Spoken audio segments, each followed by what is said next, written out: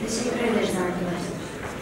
Sayın İnsan Hakları İşçi Kurumu Başkanım, Sayın Kamu Etik Kurulu Başkanım, Ankara Filistin Dayanışma Platformu Başkanım, Filistin davasına gönül vermiş STK'larımızın temsilcileri ve kıymetli katılımcılar. Hepinizi böyle önemli bir toplantıya katılmanızdan dolayı teşekkür ediyorum ve Ankara Yıldırım Beyazıt Üniversitesi olarak böyle bir toplantıya ev sahipliği yapmaktan dolayı mutluluğumu belirterek konuşmama başlamak istiyorum.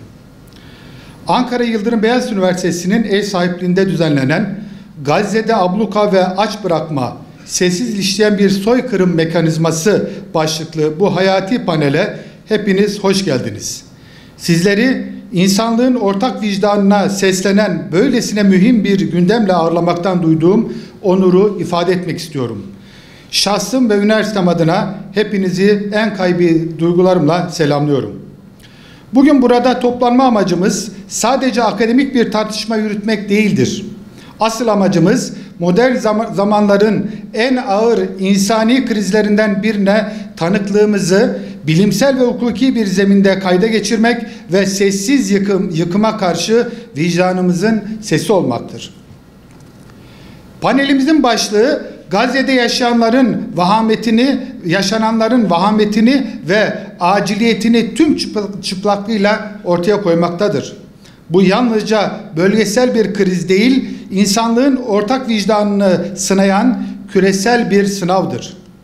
Bu derece önemli bir etkinliği Türkiye İnsan Hakları İşçi Kurumu ve Ankara Filistin Dayanışma Platformu gibi iki güzide paydaşımızla birlikte gerçekleştiriyor olmak bizler için ayrıca kıymetlidir. Hakkaniyetin belgelenmesi, hakikatin belgelenmesi ve adaletin tesisi yolundaki bu değerli işbirliği için her iki kuruma ve kurum idarecilerine de huzurunuzda şükranlarımı sunuyorum. Bizler üniversiteleri yalnızca teknik bilgi üreten ve meslek edindiren kurumlar olarak görmüyoruz. Üniversiteler her şeyden önce içinde bulundukları toplumun ve çağın vicdanı olmakla mükelleftir.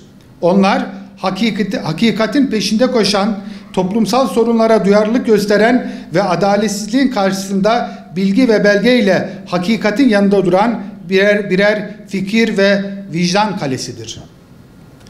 Bu tarihi sorumluluk özellikle bugün Gazze'de şahit olduğumuz Birleşmiş Milletler'in insani güvenlik çerçevesinde tanımladığı 7 temel güvenliksiz türünün tamamının aynı anda yaşandığı çok boyutlu bir çöküş karşısında daha da belirginleşmektedir. Bu sadece bir insani kriz değil, uluslararası hukuk normlarının askıya alındığı derin bir meşruiyet krizidir. Böyle bir tabloda akademik tarafsızlık ilkesi yaşanan vahşeti görmezden gelmenin veya meşrulaştırmanın bir bahanesi olarak kullanılamaz. Açık bir soykırım mekanizması işlerken sessiz kalmak tarafsızlık değil, suça ortak olmaktır. Bu zulüm karşısında yaşananlar ise bizlerin taşıması gereken sorumluluğu daha da ağırlaştırmaktadır. Gazze'deki meslektaşlarımız yaşadıkları tüm imkansızlıklara rağmen Gazze'de akademisyen olmayı yalnızca bir meslek değil, kalemle, fikirle, ilimle hayatı yeniden inşa etme çabası olarak görüyor. Onlar için ilim bir varoluş, bir ribat ve çadırlarda ders vermeye devam eden bir direniş biçimidir. Gazze İslam Üniversitesi'nin eski rektörü Profesör Doktor Sufyan Tayyeh gibi isimleri şehit verdiler. Ama çevrim içi eğitimle, çadır sıralarla ve inançla eğitimi asla durdurmadılar. İşte biz bugün Ankara Yıldırım Beyazıt Üniversitesi olarak bu küresel vicdani sorumlulukla hareket ediyor, Gazze'deki zulüm karşısında sessiz kalmayı reddediyor, oradaki akademik direnişe de selam duruyor ve dünyanın gözü önünde işleyen bu sessiz mekanizmayı bilimin ve hakikatin ışığıyla teşhir etmek için toplanmış bulunuyoruz.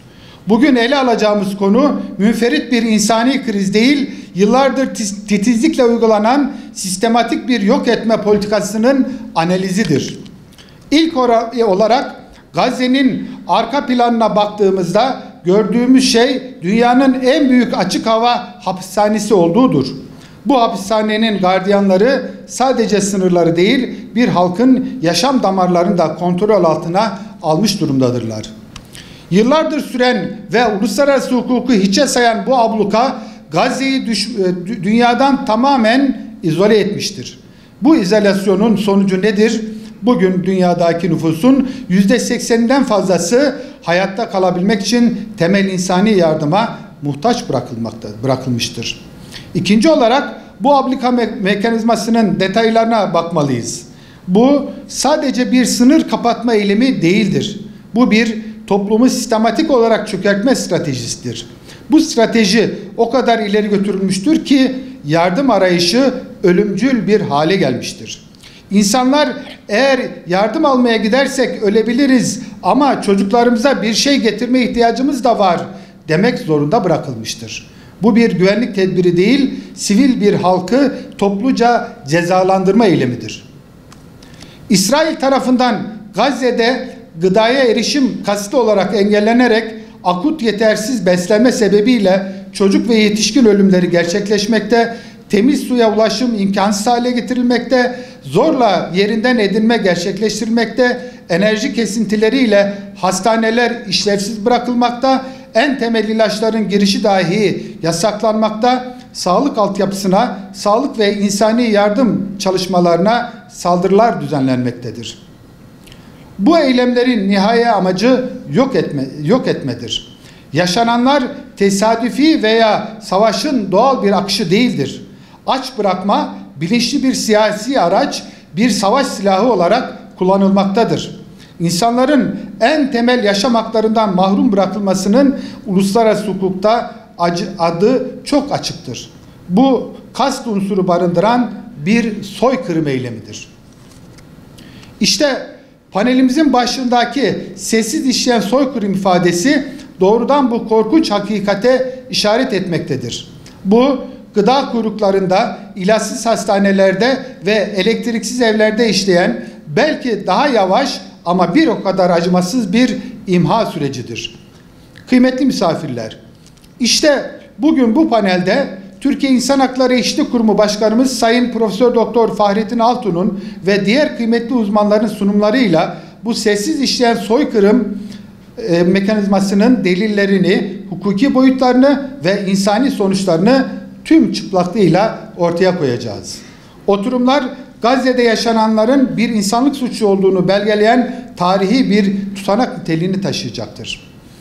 Ankara Yıldırım Beyazıt Üniversitesi olarak temennimiz odur ki bu panel Gazze'de yaşanan bu büyük insani krizin doğru anlaşılmasına, orada çadırlarda ders vermeye, çevrim içi eğitimle direnmeye çalışan akademisyen kardeşlerimizin sesi olmamıza, hakikatin kayda geçirilmesine ve uluslararası kamuoyunda sessiz kalmış vicdanları harekete geçirerek bir farkındalığın mayası olmaya vesile olmaktır.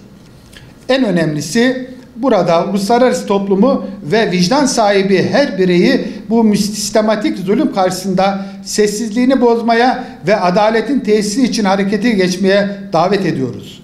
Umalım ki Gazze'de yaşananlar adaleti ve korumayı sağlamaktan uzak mevcut küresel düzenin en temel insani değerler sistemimizin ifasıdır. Bugün orada sönen her bir hayat hepimizin ortak sorumluluğudur. Bu duygu ve düşüncelerle bugün bizlerle birlikte olan başta TİEK Başkanımız olmak üzere tüm değerli panelistlerimize, paydaş kuruluşlarımıza ve siz kıymetli katılımcılara tekrar şükranlarımı sunuyorum. Panelimizin bilginin ışığında vicdanları aydınlatan, adaletin ve vicdanın sesi olan verimli bir buluşmaya dönüşmesini temenni ediyor. Hepinizi bir kez daha saygı, muhabbet ve umutla selamlıyorum. Konuşmaları için Sayın Rektörümüze teşekkür ediyoruz.